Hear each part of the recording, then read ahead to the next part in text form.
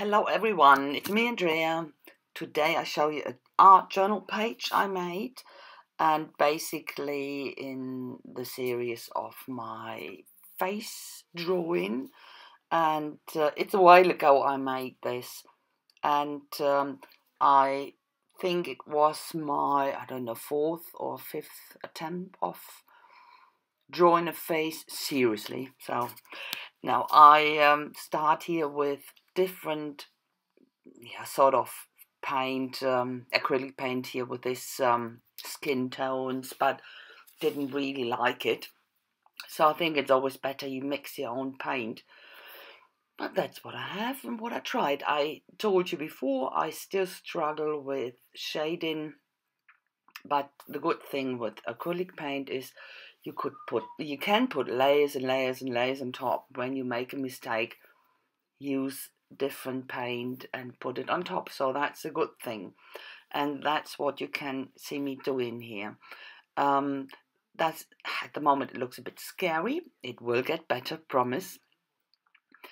And I put that down first and start then with, that's a Copic liner, multi-liner, and I go around and around all the lines first. That's what I do, and then I go on with the page, and this is modeling paste.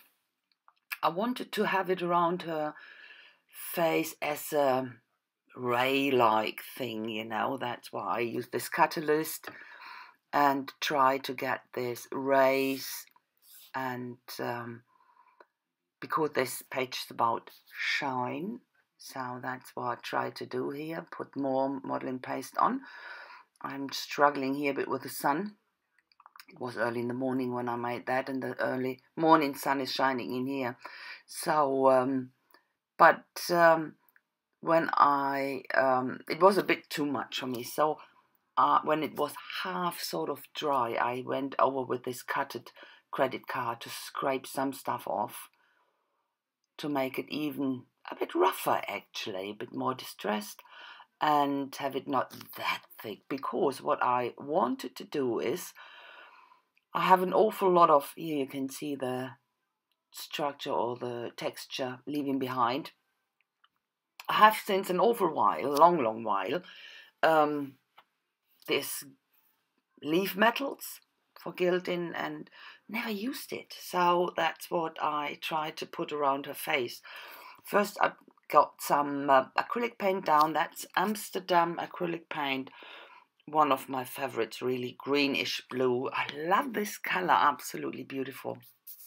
I put it down a bit, thinned down with water, and then the next color is a olive green. That's an acrylic paint from Winsor & Newton. I think both are going well together, and I diluted it a bit with water as well and let it sort of half dry, and go over with a baby wipe to get a bit of the structure out, or the texture out. Even on the left where only gesso is in the background, you get this texture from this brush strokes out. I really like that. So that's it, and I go on with the face.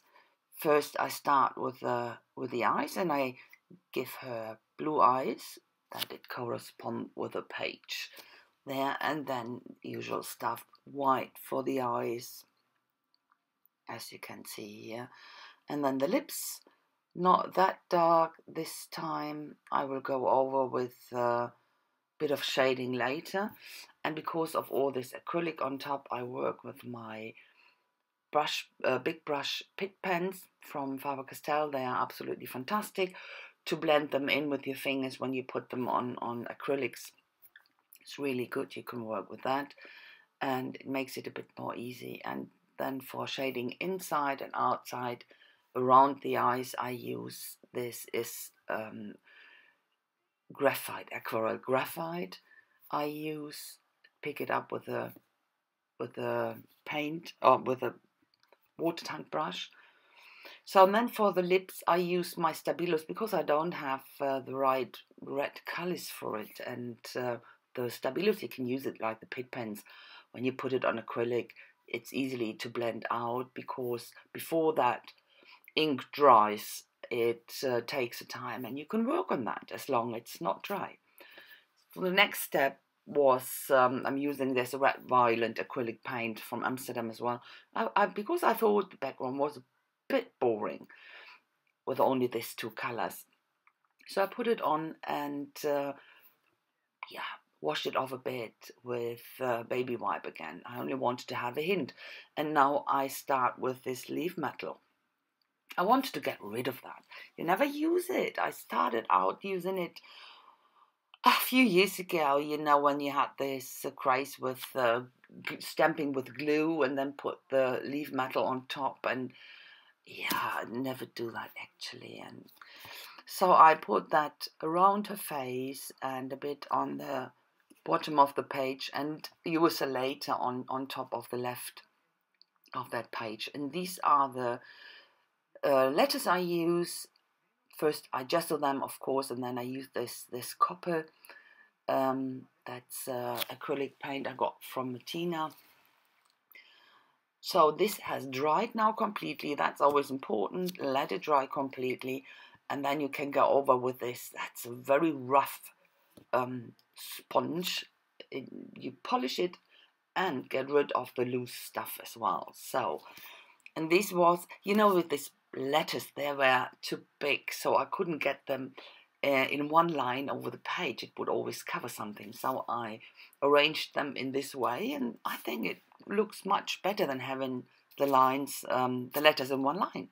And this is already a close up. I didn't do anything else to it because I thought, because of the metal leaf, it's already busy, and I didn't want to make it even more busy with or busier with stamping or some other elements. So I left it like this, and I'm quite pleased with it.